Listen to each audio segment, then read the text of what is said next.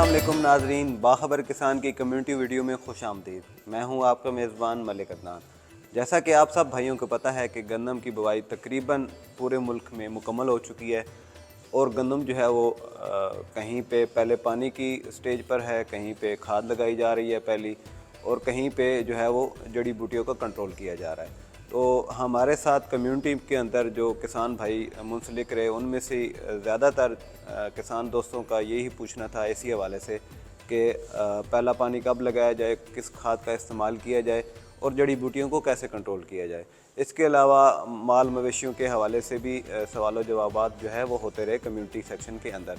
तो आइए देखते हैं इस हफ़्ते हमारे साथ कौन से किसान भाई जुड़े रहे और उन्होंने कौन कौन से सवालात पूछे। जी तो नाजरीन, हमारे साथ मौजूद थे अतर अमीन नतोखा साहब।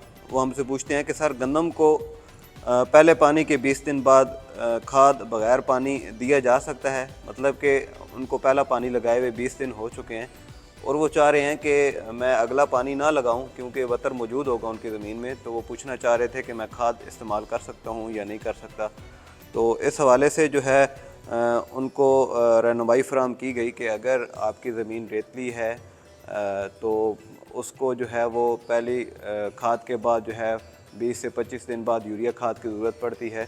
तो अगर तो उनकी रेतली ज़मीन है तो वो जो है वो खाद का इस्तेमाल कर सकते हैं और ज़मीन में अच्छा जो है वो तर वतर होना चाहिए ताकि खाद जो है वो अच्छी तरह घुल सके। इसी तरह उसामा वैंस साहब हमारे साथ मौजूद थे। वो कहते हैं कि गंदम की फसल में जो है वो जड़ी बूटियाँ काफ़ी ज़्यादा हैं और इस पर कौन सी जहर का स्प्रे किया जाए। उन्होंने बेहतर रहनुमाई के लिए हमें तस्वीर भी भेजी, जैसा कि आप स्क्रीन पे देख सकते हैं कि इसमें चौड़े पत्ते वाली भी जड़ी बूटियाँ शामिल हैं और नुकीले पत्ते वाली जड़ी बूटियाँ भी शामिल हैं। तो इस हवाले से उन्हें जो है वो बेहतरीन जहर का जो इंतखाब था वो बताया गया, जिसमें जो मिथोसल्फिरान मिथाइल, आइडोसल्फिरान मिथाइल और इसके अलावा जो बायर की जो है एटलांटस सुपर उसका बताया गया, जो कि चौड़े पत्ते और नुकीले पत्ते दोनों के लिए एक मौसर जहर है। इसी तरह उसामा ने ही हमसे अगले सवाल में पूछा कि वो कहते हैं कि जी मेरी गंदम के जो हैं वो निचले पत्ते जो हैं वो पीले हो रहे हैं, तो उसकी क्या वजह हो सकती है। वो कहते हैं मैंने खाद भी डाली है, बुवाई के वक्त डीएपी और ह्यूमिक एसिड का इस्तेमाल भी किया है, तो इसके बावजूद जो है वो उनकी फसल के जो निचले वाले पत्ते हैं वो पीले हो रहे हैं। तो कहते हैं कि मेरी ज़मीन भी रेतली है। तो इस हवाले से उन्हें आगाही फ़राहम की गई कि चूँकि रेतली ज़मीन जो है उसमें खाद बहुत ज़्यादा जल्दी जो है वो जड़ों से नीचे चली जाती है पानी के साथ। तो रेतली ज़मीन के लिए गंदम की फसल को वक्तन फ़वक्तन, वैसे तो आम ज़मीनों में अगर देखा जाए तो 2 से 3 बराबर अक़सात में यूरिया की खाद जो है वो दी जाती है, लेकिन रेतली ज़मीन में जो है वो ये दौरानिया 4 से 5 बराबर अक़सात में भी अपनाया जा सकता है ताकि खाद जो है वो कम ज़ाया हो और ज़्यादा से ज़्यादा फसल को मुयस्सर हो।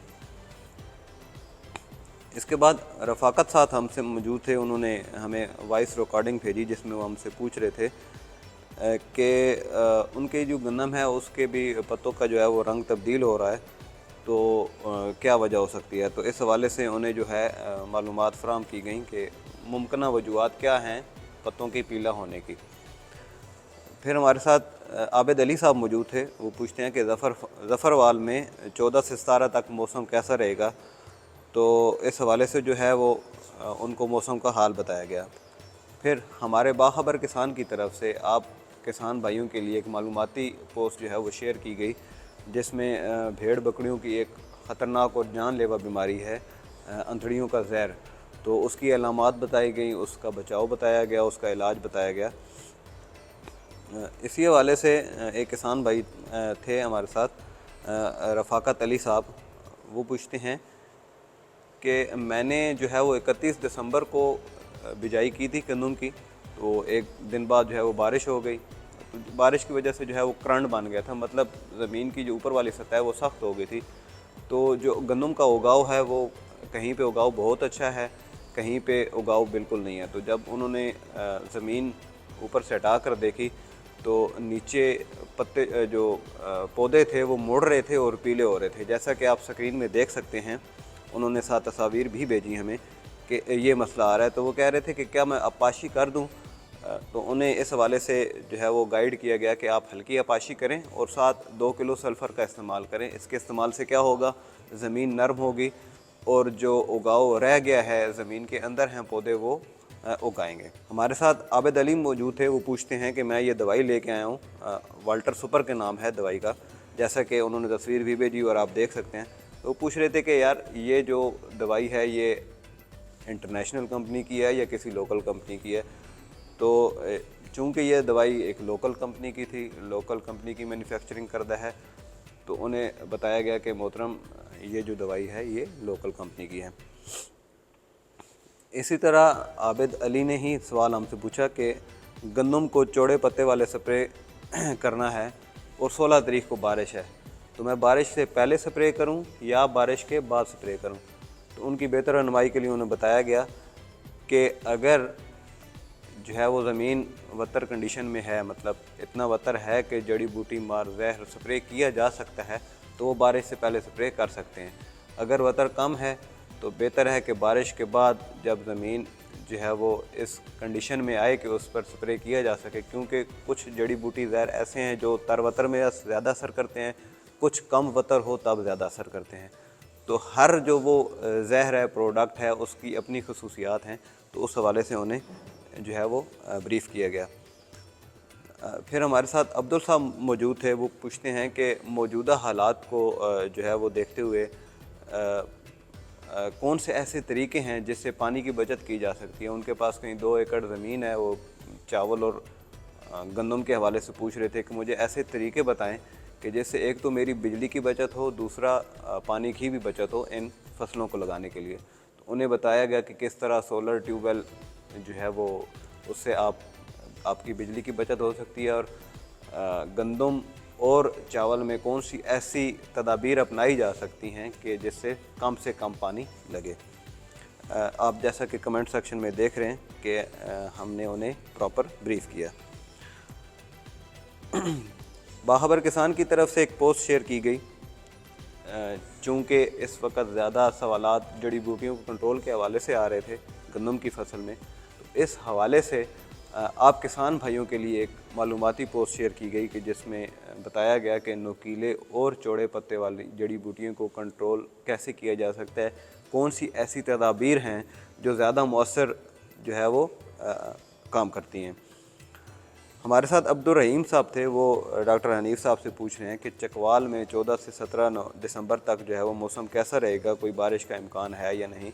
तो इस हवाले से डॉक्टर हनीफ साहब ने उन्हें बताया कि चकवाल में मुतवक्का बारिश कब होगी और मौसम कैसा रहेगा।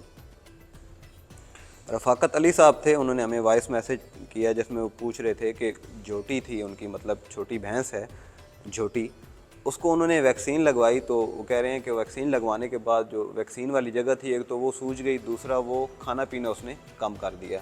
तो इस हवाले से हमारे माहिर लाइफ स्टॉक ने उन्हें बताया कि ये तदाबीर हैं, आप उसकी गर्म कपड़े से पानी से मालिश करें उस जगह को, और खुराक में उन्होंने जो है वो बताया कि मकई का दलिया खिलाएं और गुड़ के साथ मकई का दलिया मिक्स करके खिलाएं। फिर हमारे प्लेटफॉर्म से एक और जो है वो मालूमाती पोस्ट शेयर की गई, क्योंकि आने वाले दिनों में, अभी तो नहीं, आने वाले दिनों में सूरजमुखी की जो काश्त है वो होती है आने वाले दिनों में। तो उस हवाले से बताया गया कि बीज का इंतखाब कैसे करना है, कौन सी वैरायटी लगानी है और तरीका काश्त क्या है। जी तो नाज़रीन, जैसा कि आपने देखा कि इस हफ़्ते हमारे साथ जो है वो ज़्यादातर किसान भाई गंदम के हवाले से सवालात पूछते रहे। तो आपको भी अगर गंदम के अलावा किसी भी हवाले से, फसलों के हवाले से, लाइफ स्टॉक के हवाले से, घरेलू सब्जियां लगाई हुई हैं, किचन गार्डनिंग की हुई है, घर में मुर्गियां रखी हुई हैं, बकरियां पाली हुई, तो इस हवाले से कोई भी आप मालूमात लेना चाहें तो इस कम्युनिटी सेक्शन में आके आप हमारे साथ सवाल पूछ सकते हैं और हम आपको बेहतरीन जो है वो रहनुमाई फराहम करेंगे। बाखबर किसान के साथ जुड़े रहने का शुक्रिया। अल्लाह हाफ़िज़। मौसम, फसलों और जानवरों की मुफीद मालूमात के लिए बाखबर किसान की सर्विस को सब्सक्राइब करें और पीर से जुमा सुबह 9:30 से शाम 5:30 तक हमारे नुमाइंदे से बात करने के लिए 0303030000 पर कॉल करें और हमारा YouTube चैनल सब्सक्राइब करना ना भूलिएगा और साथ में लगे घंटी वाले बटन को जरूर दबाना है।